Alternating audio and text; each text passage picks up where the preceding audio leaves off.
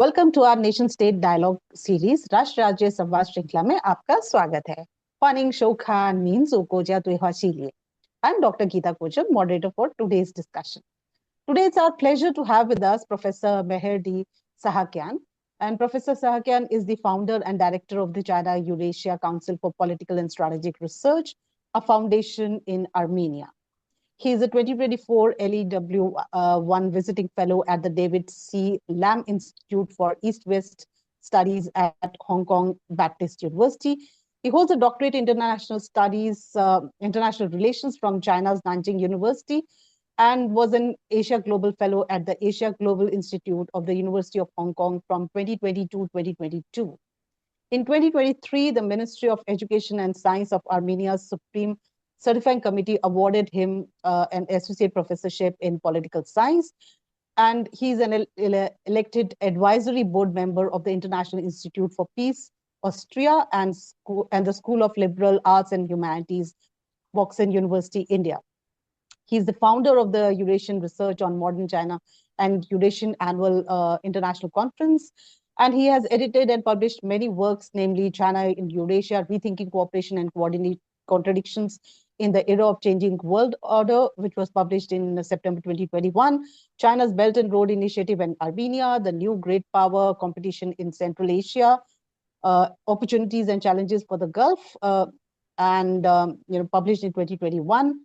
And then he has multiple works in terms of Routledge Handbook of Chinese and Eurasian International Relations, and China and Eurasian Powers in Multipolar World Order 2.0, Security, Diplomacy, Economy, and Cybersecurity, which was published in 2023 and 2024.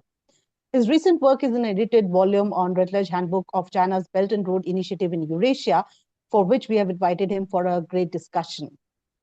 So very warm welcome to our Nation State Dialogue series. Thank you very much for your invitation. It is my honor to join your dialogue. Yeah, it's our privilege. So let's start, with giving us a brief introduction about your book, telling us what your work has been on China and how specifically on BRI, what have you, worked on, researched on? Thank you very much for your very interesting question. Yeah, book is focused on Belt and Road Initiative, which stood one of the main political and economic tool of China for spreading its influence and also for making new markets and partnership with different countries.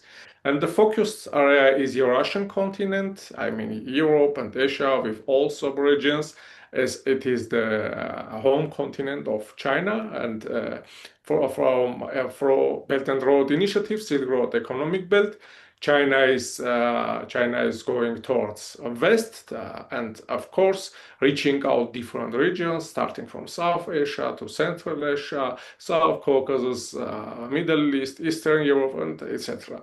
So for this, it was very important to have new book which would show what has happened after 2023, and we aim to unite different voices from north, south, east and west, that we have balanced book where we would have all approaches and opinions about Belt and Road Initiative.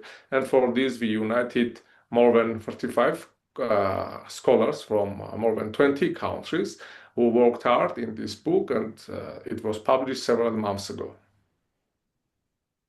Okay, so one of the things that you mentioned also that, Belt and Road Initiative was sort of an influence factor was involved from the Chinese side. But of course, it was projected as a construction or infrastructure project, supporting all the countries for financial, support. So how do you see this Belt and Road Initiative when it is, highly debated among countries? And, there are a lot of progresses and setbacks, especially in Eurasia since, 2013. So, and we have, heard a lot of stories about how some in the Europe are also, countering this Belt and Road Initiative. Some have withdrawn. So how do you see that? The quantity of states which are joining Belt and Road Initiative after 2014 is rising, actually. The quantity is rising. What does it mean? it means that states find something useful for them. Because actually, Belt and Road Initiative, it is not about aid, it is about business, about economics. So for this reason, China aims to build this infrastructure, and actually it is already building this infrastructure or built this infrastructure.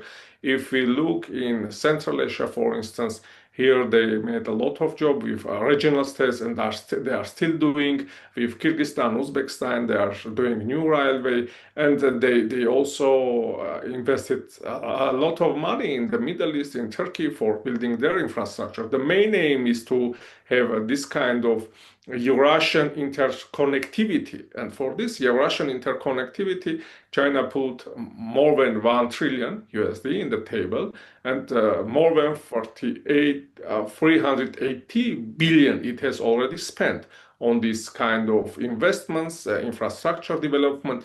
And I think that infrastructure, the Eurasian continent actually needs interconnectivity projects, railway development, road development, because it is all about trade, about interconnectivity of people. And of course,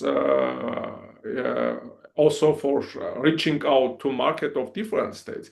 Of course, China is reaching out for its Belt and Road Initiative to our markets, but these countries also receive opportunity to reach out China's market, which is the biggest in the world. Of course, I mean the people who has money to buy products, and the middle class.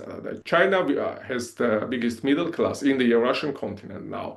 So for this reason, I think that it is something like a good idea to interconnect Eurasian continent where states can work with each other. Is it rising China's influence?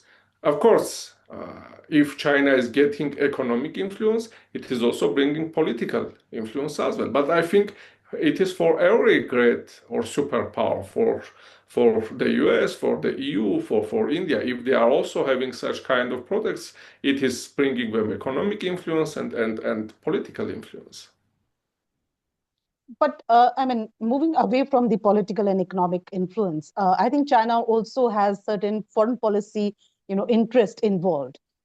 How do you see the BRI has shaped China's foreign policy initiatives, and does it have some historical connections or continuity when I see the BRI?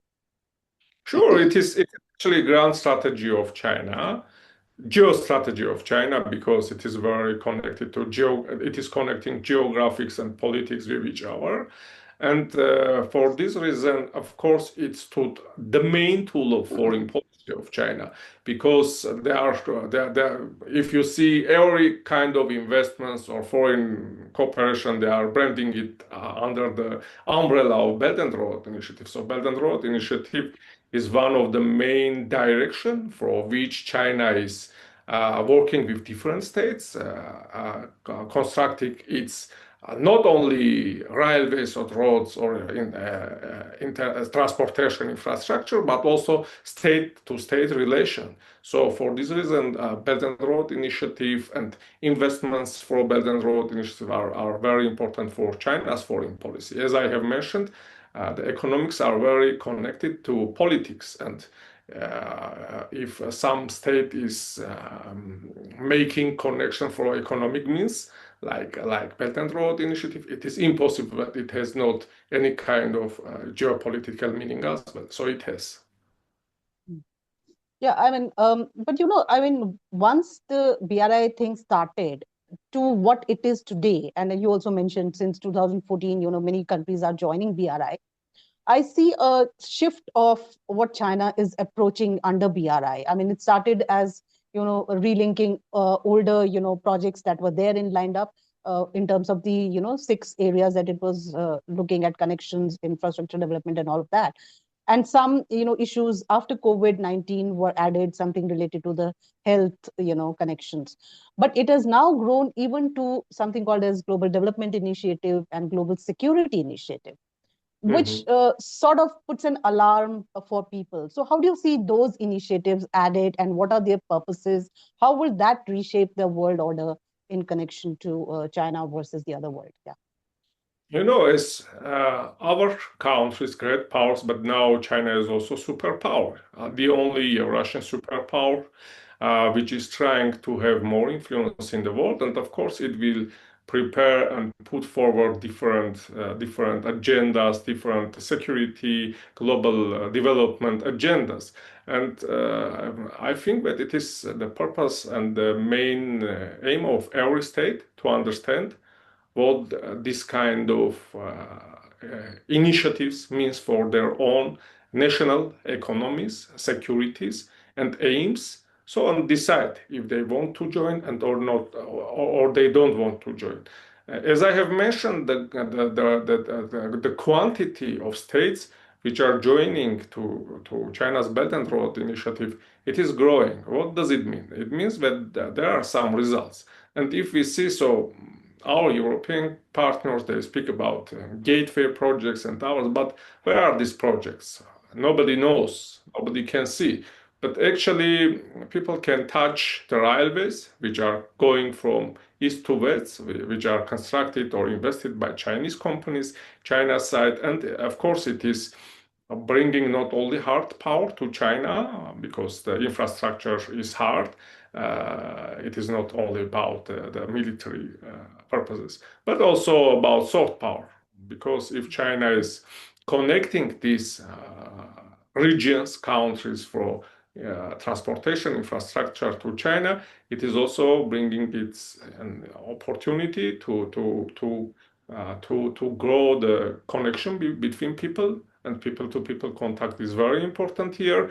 And of course, bring forward for these countries different agendas for connecting these states with Chinese pole, because as we discussed in our 2023 book, which is called China and the Eurasian Powers in the Multipolar World Order 2.0, we argue that world for a long time it is already in a multipolar state, and China is one of these poles.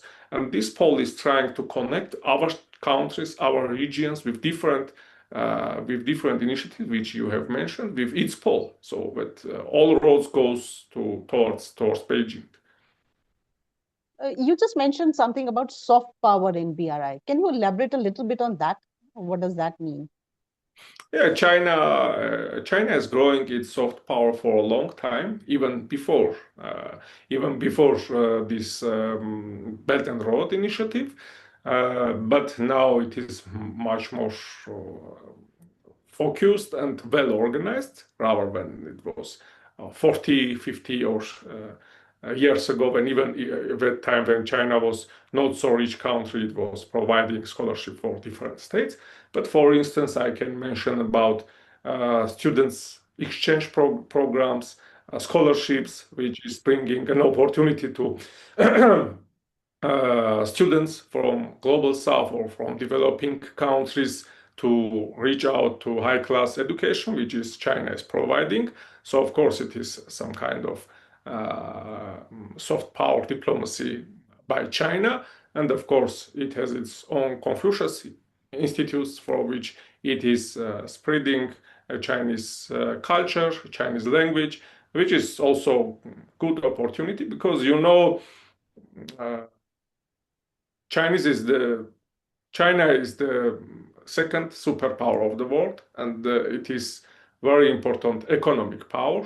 And many people not only in global south but also in global north, that they want to study this language for making business, for studying in China, or for keeping contact with their friends and colleagues in China. So the language is bringing a lot of opportunities, and Confucius institutes are providing this chance to the students of different states to study and go and of course have their chances in China, and after that also continue their work in their home countries.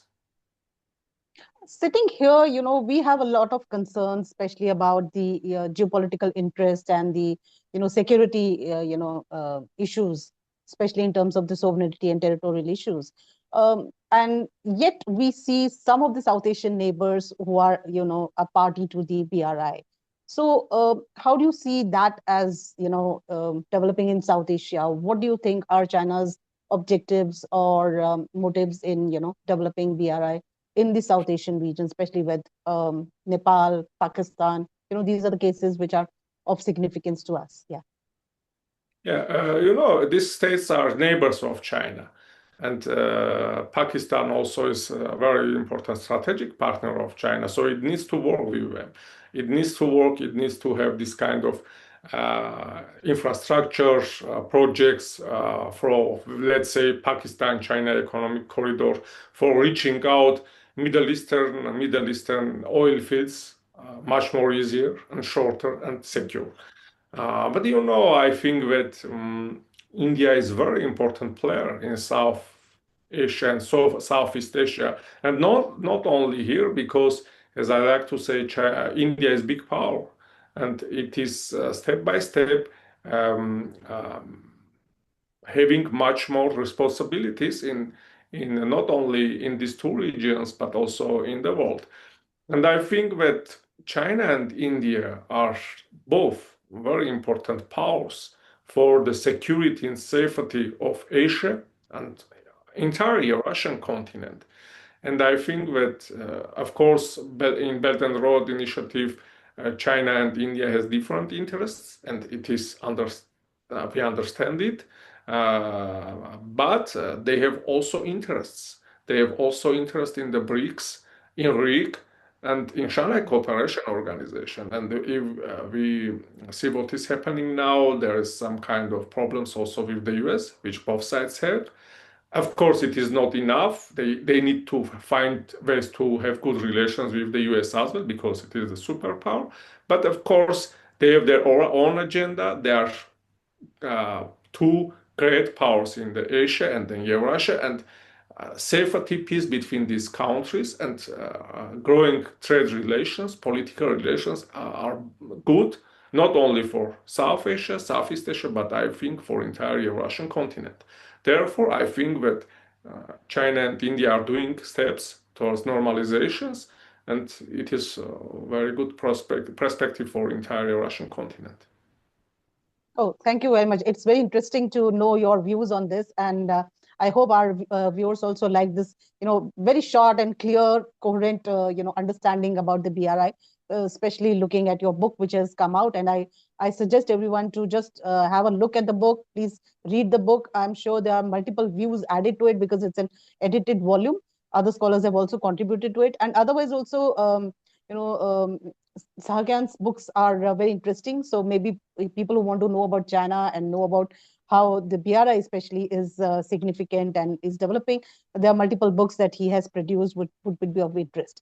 So it was a great pleasure talking to you. We'll continue our interactions. Thank you to our viewers. Please keep watching our programs and keep learning and keep subscribing to our channel. Thank you very much. Namaskar. Thank you.